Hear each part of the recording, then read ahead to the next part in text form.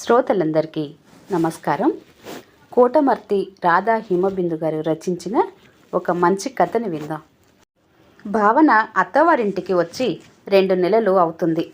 మొదటిసారిగా ఇంట్లోకి అడుగుపెట్టిన కోడల్ని అక్కున చేర్చుకొని ఆదరించింది ప్రేమలత. కరోనా కారణంగా కొడుకు రాఘవేంద్రకు వర్క్ ఫ్రమ్ హోమ్ జాబ్ కావడంతో సొంత ఊరు వచ్చాడు. అదే సమయంలో పెళ్లి చూపులు, సంబంధం కుదరటం, పెళ్లి కావటం వెంట జరిగాయి. తల్లి చెప్పిన భయాలు ఏమీ అత్తవారింట్లో కనిపించలేదు భావనకు. మామగారు బ్యాంకు మేనేజర్గా, అత్తగారు టీచర్గా రిటైర్ అయి ఉన్నారు. మీ మామగారు పర్వాలేదు కానీ మీ అత్తగారు గట్టి మనిషే. అయినా ఇక్కడ హైదరాబాదులో ఇల్లు ఉంచుకొని అక్కడికి వెళ్ళటం ఎందుకు? మీ వారితో చెప్పి హాయిగా హైదరాబాద్లో ఉండేటట్లు ప్లాన్ చేసుకో. ఎన్నిసార్లు చెప్పినా నీకు అర్థం కాదు అంటూ ప్రమీలమ్మ భావనతో చెప్తూనే ఉంది. ఆమె భర్త చనిపోయి 6 సంవత్సరాలు అయింది. 2 సంవత్సరాల క్రితం బాగా ఉన్న ఇంటి అమ్మాయితో కొడుకు పెళ్లి చేయాలనుకుంటే ప్రేమించానంటూ పేద ఇంటి అమ్మాయిని పెళ్లి చేసుకొని అమెరికా వెళ్ళిపోయాడు కొడుకు భాస్కర్. కూతురు అందగత్తె తెలివైనది కావడంతో సంబంధం ఇంటికే వస్తుంది అనుకున్న ప్రమీలమ్మ ఆశ, కోరిక నెరవేరింది. అలాగే వచ్చింది. భావన పెళ్ళైపోయింది. గుడ్ మార్నింగ్ భావన. లేచావా తల్లి? మీ అమ్మగారు 2 సార్లు ఫోన్ చేశారు. రాత్రి నీ మొబైల్ హాల్లో పెట్టావు. నీ మొబైల్ మ్రోగుతుంటే మార్నింగ్ చూశాను. మాట్లాడు నాన్న. పాపం ఒక్కతే ఉంటారు కదా, బెంగగా ఉందేమో. అలాగే అత్తయ్య గారు అంటూ తర్వాత కాల్ చేస్తానని తల్లికి మెసేజ్ పెట్టి బ్రష్ చేసుకోవటానికి బాల్కనీలోకి వెళ్ళింది. భావన వచ్చిన 3వ రోజే ఆమెను దగ్గర కూర్చోబెట్టుకొని మాట్లాడింది ప్రేమలత. అమ్మా భావన, ఇలా కూర్చో. నువ్వు ఇక్కడ కొత్తగా ఫీల్ అవ్వకు. ఇది నీ ఇల్లు. ఇక్కడ నేనెంతో నువ్వు అంతే. నేను ఈ ఇంటి కోడలిగా వచ్చాను. నువ్వు కూడా అలాగే వచ్చావు. మన ఇంట్లో అత్తగారు ఉండరు, ఓన్లీ కోడళ్ళు మాత్రమే ఉంటారు. అమ్మాయి, అల్లుడు, బుల్లి మనవడు అమెరికాలో ఉన్నారు. మా కళ్ళెదురుగా కనిపించేది రాఘవేంద్ర నువ్వే. మీరిద్దరూ ఎంతో ప్రేమగా అన్యోన్యంగా ఉండాలి. మనం ఒకరికి మంచి ఉదాహరణగా కనిపించాలి. నువ్వు ఉద్యోగం చేస్తున్నావు, నీ పని నువ్వు చూసుకో. పనమ్మాయి ఉంది, అన్ని పనులు చేస్తుంది. వంట నేను చేస్తాను. అయ్యో వద్దత్తయ్య గారు, వంట చేయటం నాకు వచ్చు. నా వంట కూడా మీరు రుచి చూడండి చనువుగా అంది భావన. శని ఆదివారాల్లో నీ వంట మేము రుచి చూస్తాం. అది మేము నీకు హెల్ప్ చేయడానికి నువ్వు ఒప్పుకుంటే. మామయ్య గారు కూడా చాలా రుచిగా కూరలు చేస్తారు. రాఘవేంద్రకే వంట సరిగా రాదు. అప్పట్లో చాలామంది ఉద్యోగస్తుల్లా మేమిద్దరం కూడా కలిసి మెలిసి పనులు చేసుకునే వాళ్ళం. ఇప్పటికీ మాకు విశ్రాంతి దొరికింది. అలా అత్తగారు మనసుకు దగ్గరగా మాట్లాడడంతో కొత్త పూర్తిగా పోయి అత్తగారితో చనువు ఏర్పడింది. అమెరికా నుండి మాట్లాడే వదిన గారితో, అన్నయ్య గారితో కూడా చాలా త్వరగానే ఎంతో చనువు పెరిగింది. మా అమ్మ నాన్నలాగా ఎంతో తక్కువ మంది ఉంటారు భావన. ఏ విషయంలో అయినా పాజిటివ్ థింకింగ్ ఉంటుంది. మా చిన్నతనం నుండి చూస్తున్నాం కదా. మా ఇంట్లో ఆనందంగా ఉండటం తప్ప మరొకటి తెలియదు. మేం చెప్పినట్లు మీరు నడుచుకోండి, మీ భవిష్యత్తు బాగుంటుంది అంటూ అమ్మా నాన్న ఎన్నెన్నో మాటలు చెప్పేవారు. వాళ్ళు ఏది చెప్తే అది విన్నాం, పాటించాం. ఇప్పుడు నేను కానీ తమ్ముడు కానీ ఇలా ఉన్నామంటే అదంతా వాళ్ళిద్దరి చలువే. ఇప్పటికే అమ్మా నాన్న నీకు బాగా అర్థమై ఉంటారు. బావగారికి నువ్వంటే ఎంత ఇష్టమో. తనకు తమ్ముడు తప్ప చెల్లెలు లేదు కదా. నిన్ను తన సొంత చెల్లెలుగానే భావిస్తారు. ఇలా ఎవరు ఏది మాట్లాడినా ఆశ్చర్యంగానే ఉంటుంది భావనకు. అంతా మంచివాళ్లే, ఎవరో ఒకరన్నా మరోలా ఉండరు. ఒకే కుటుంబంలో అంతా ఇలా ఉండటం చాలా అరుదేమో అనిపించేది భావనకు. ఇప్పుడు తీరిందా దొరసాని గారికి? విలువ లేదు. చెప్పు. చెప్పేది ఏముంది? ఏదో ఉపాయం చేసి హైదరాబాదు వచ్చే ప్రయత్నం చెయ్యి. ముద్దు రాచిప్ప, తెలివే లేదు. ఇలా పెళ్ళిళ్ళు అవుతున్నాయి, అలా వేరు కాపురాలు పెడుతున్నారు. ఎందుకే నీకు ఇంత మంచితనం? అమ్మా ప్లీజ్, ఆ విషయం వదిలే. ఇంకా ఏమన్నా మాట్లాడు. నువ్వు బాగున్నావా? ఒకసారి రారాదు. అత్తయ్య గారు నిన్ను బాగా అనుకుంటున్నారు. నన్ను రమ్మనకు. ఇక్కడ నాకు బాగానే ఉంది. నాకు ఫ్రెండ్స్ ఉన్నారు, చుట్టుపక్కల వాళ్ళు ఉన్నారు. కిట్టి పార్టీ సరదా ఉండనే ఉంది. అమ్మా నువ్వు కాస్త మారమ్మా. అన్నయ్యకు వదినకు ఫోన్ చేస్తున్నావా? లేదు, చెయ్యను. నీకు తెలవనట్లు కొత్తగా అడుగుతావేం? అమ్మా వాళ్ళతో మంచిగా ఉండమ్మా. అన్నయ్య ప్రతీ నెల నీకు 20,000 పంపిస్తున్నాడు. డబ్బు కావాలి కానీ వాళ్ళు వద్దు కదా. డబ్బు పంపొద్దని చెప్పు. మీ నాన్న పెన్షన్ 10,000 వస్తుంది. అది చాలు నాకు. సొంత ఇల్లు ఉంది. నేను నెలకింత పంపమని బిచ్చం కోరలేదే. వాడే పంపిస్తున్నాడు. అబ్బబ్బా ఎందుకమ్మా ఎప్పుడూ ఇలా ఆలోచిస్తూ ఏదేదో మాట్లాడతావు? అన్నయ్య వాళ్ళను ఇండియా రమ్మని పిలువమ్మా. ఎన్నాళ్ళు వాళ్ళపై నీకు కోపం? వాడు ఎంతో గొప్ప సంబంధం వదులుకున్నాడు. ప్రేమ ప్రేమ అంటూ అది వాడిని బుట్టలో వేసింది. వాళ్ళ గురించి నాకు చెప్పకు. నీకు వాళ్ళతో కనెక్షన్ ఉందిగా. నాకు డబ్బు పంపవద్దని చెప్పు. అమ్మా ఇలా ఏవో లింకులు పెట్టి మాట్లాడకు. నువ్వు వాళ్ళని వదులుకున్నావు, నేను నీలా వదులుకోలేను. మీ అత్తగారు మొన్న నాకు ఫోన్ చేసింది. మీ అన్నయ్య వదినతో వాళ్ళు మాట్లాడుతున్నారట కదా. వాళ్ళను ఒకటే పొగిడింది. చాలా చిరాకు అనిపించింది. మన ఇంటి బాగోతం వాళ్లకు చెప్పు. ఇందులో దాచేది ఏముంది? అమ్మా నేను మళ్ళీ మాట్లాడతాను. సర్లే, మీ నాన్నగారిలా అతి మంచితనానికి పోకు అంటూ కాల్ కట్ చేసిన తల్లి గురించి ఎలా ఆలోచించాలో అర్థం కాకుండా అయ్యింది భావనకు. రేపు మనం మీ ఇంటికి వెళ్తున్నాం. శనివారం సాయంత్రం వంటలో సహాయపడుతూ అత్తగారు అనేసరికి భయపడుతూ చూసింది భావన. మామయ్య గారు రాఘవేంద్ర వెళ్దామని అంటున్నారు. నాకు కూడా వెళ్తేనే బాగనిపిస్తుంది.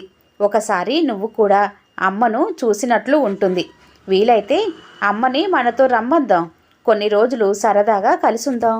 అత్తగారికి ఏం చెప్పాలో తోచలేదు భావనకు. కాసేపటి తర్వాత తల్లికి ఫోన్ చేసి విషయం చెప్పింది. ఒక్కరోజేగా ఉండేది. వంటమ్మ గారిని పిలిచి వంట చేయిస్తాలే. నువ్వు 10 రోజులన్నా ఉంటావా? ఇప్పుడు కాదు, ఇంకోసారి వచ్చినప్పుడు ఉంటాను.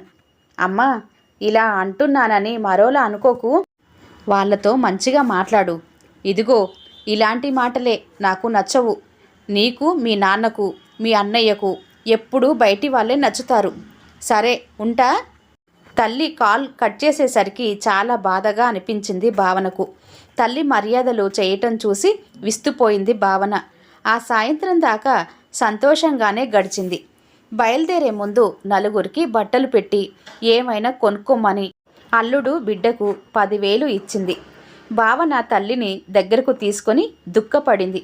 ప్రమీలమ్మ కూడా కళ్ళనీళ్ళు పెట్టుకుంది.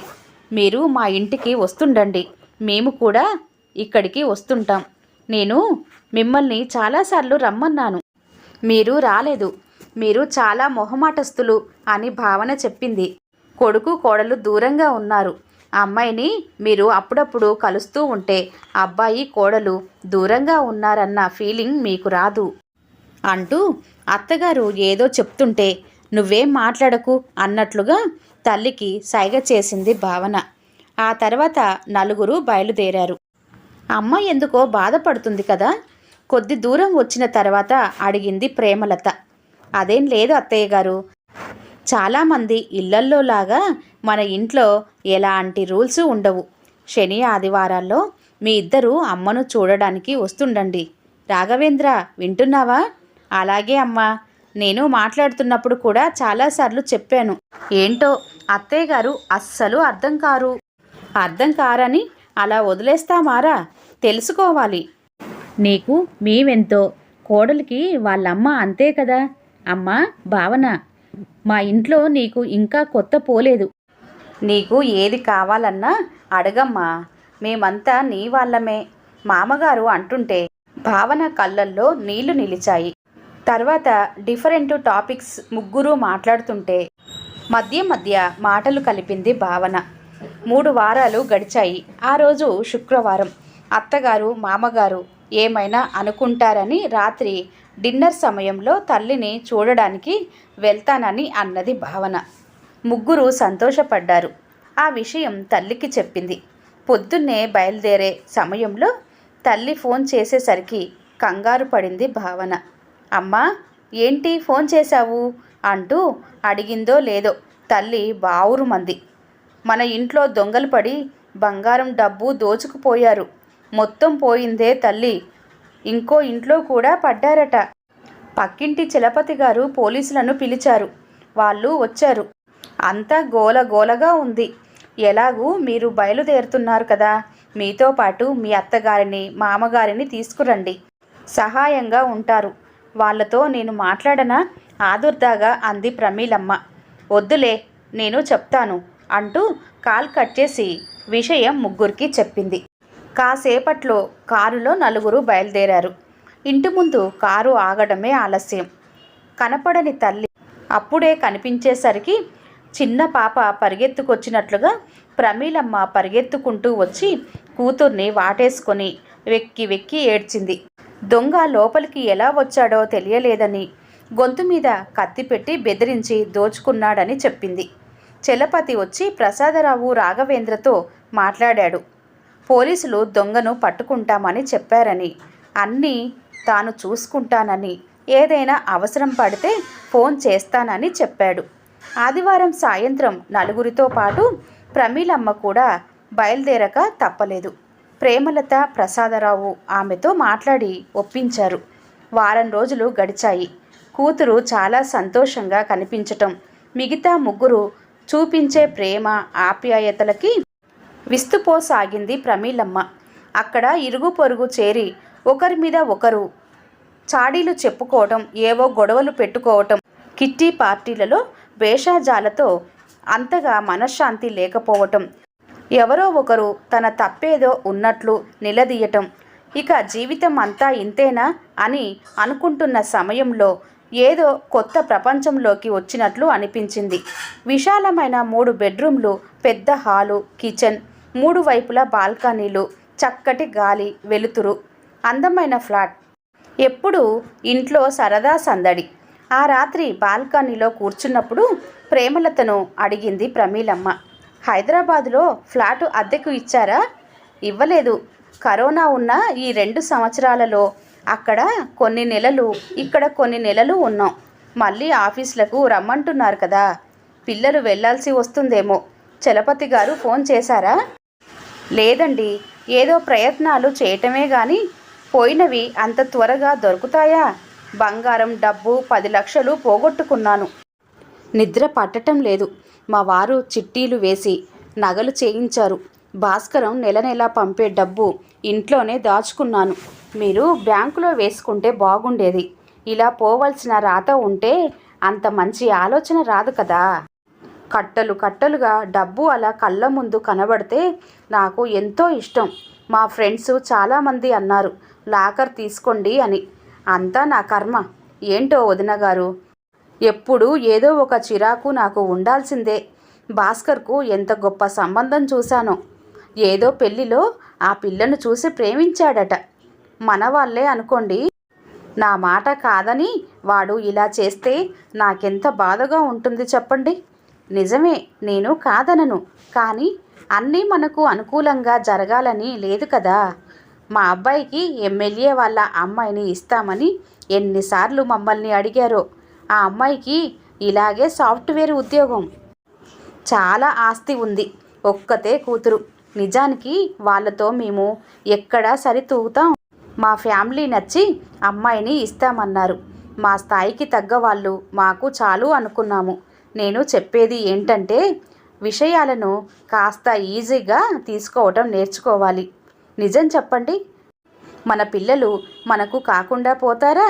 మీరు దూరం పెట్టిన కొడుకు మీద మీకు ప్రేమ లేదా? మనసు గుంజటం లేదా? బాగా ఆస్తి డబ్బు ఉన్న సంబంధం మీరు చూశారు. అతను తన ప్రేమకు ప్రాధాన్యం ఇచ్చాడు. ఇందులో తప్పెందుకు చూశారు మీరు? ముందు ముందు వాళ్ళు చాలా సంపాదించుకోగలరు. వాళ్ళ ఆనందమే కదా మన ఆనందం. మీరు వాళ్ళను దూరం చెయ్యకండి. ఆ తర్వాత ఇద్దరి మధ్య కాసేపు చర్చ జరిగింది. మొబైల్ చూస్తున్న అత్తగారికి పాద నమస్కారం చేసింది భావన. అయ్యో ఏంటి తల్లి అంటూ నవ్వుతూ భావనను లేపి ప్రక్కన కూర్చోబెట్టుకుంది ప్రేమలత. మీకు చాలా చాలా థ్యాంక్స్. రాత్రి అన్నయ్య మాట్లాడాడు. అమ్మ ఫోన్ చేసి వాళ్ళను రమ్మందంట. వదినతో కూడా మాట్లాడిందట. అన్నయ్య అమ్మకు పోగొట్టుకున్న ఆభరణాలు అన్నీ చేయిస్తానని చెప్పాడు. డబ్బు కూడా ఇస్తాడట. ఇక్కడ ఉంటున్నాననే గాని అమ్మ ఒక్కతే ఎలా ఉంటుందో. అమ్మకు మాపై కోపం ఎప్పుడు పోతుందో అని బెంగ ఉండేది. ఈ విషయంలో అత్తయ్య గారికి నేను బ్రతికినంతకాలం థ్యాంక్స్ చెప్పుకుంటున్నాను అన్నాడు. మీకు కూడా ఫోన్ చేశానని చెప్పాడు. అవునమ్మా, నాతో కూడా మాట్లాడాడు. మనకు దగ్గరలో ఫ్లాట్ చూడమన్నాడు. కొంటాడట. అమ్మకు ఉన్న కోపం వల్ల మీ పెళ్ళికి కూడా రాలేదుగా. పాపం సెలవు దొరకలేదని మాకు ఏదో వంక చెప్పాడు. అక్కడ వదిన గారు వాళ్ళు క్లోజ్ అయ్యారు కదా. వీళ్ళు ఇండియా వస్తున్నారని వాళ్ళు బాధపడుతున్నారట. భాస్కర్ చాలాసేపు మాట్లాడాడు. మాకు చాలా పెద్ద సహాయం చేశారు అత్తయ్య గారు. చేతులు జోడించింది భావన. మనమంతా ఒకటే భావన. ఈ బంధాలన్నీ మనం జీవించి ఉన్నంతకాలం ఉండేవి. ఒకరికొకరం తప్పక అండగా ఉండాలి. నువ్వెళ్ళు భావన, మనం మాట్లాడుకోవటం మీ అమ్మగారు చూస్తే బాగుండదు. భావన లేచి తల్లి రూంలోకి వెళ్ళింది. కుర్చీలో కూర్చొని కనిపించింది తల్లి. అమ్మా, స్నానానికి వెళ్ళావు కదా, కరెంటు పోయిందే, నీళ్లు చల్లగా ఉన్నాయని అంటూ లేచి భావనను కౌగిలించుకుంది ప్రమీలమ్మ. మీ అత్తగారు చాలా మంచిదే. కొద్ది రోజుల్లోనే మన ఇంటి పరిస్థితి మొత్తం మారిపోయింది. చాలా సంతోషంగా ఉంది. ఇప్పుడు మీరు మాట్లాడుకున్నదంతా విన్నాను. అన్నయ్య గారు, వదిన గారు, అల్లుడు గారు మనకు ఎంత అండగా ఉన్నారు. నువ్వు చాలా మంచి కుటుంబంలో పడ్డావే. నువ్వు అన్నది నిజమే. కన్న కొడుకు చేదు కానీ వాడు ఇచ్చే డబ్బు మాత్రం తీయగా ఉంటుందా? నా మీద నాకే అసహ్యంగా ఉంది. ఇక నుండి నేను మీ అత్తగారిలా ఉంటాను. భావన వీపు నిమురుతూ ప్రేమగా అంది ప్రమీలమ్మ. ఈ కథ ఇంతటితో సమాప్తం అండి. కథ కనుక నచ్చినట్లయితే లైక్ చేయండి, షేర్ చేయండి. అలాగే మరిన్ని మంచి కథల కోసం ఛానల్ని సబ్స్క్రైబ్ చేసుకోండి. మరొక మంచి కథతో మళ్ళీ కలుద్దాం. అంతవరకు సెలవు. నమస్తే, ధన్యవాదాలు. అలాగే కొత్త వారు కనుక మన ఛానల్ని ఫస్ట్ టైం కనుక చూస్తున్నట్లయితే దయచేసి సబ్స్క్రైబ్ చేసుకోండి. Thank you.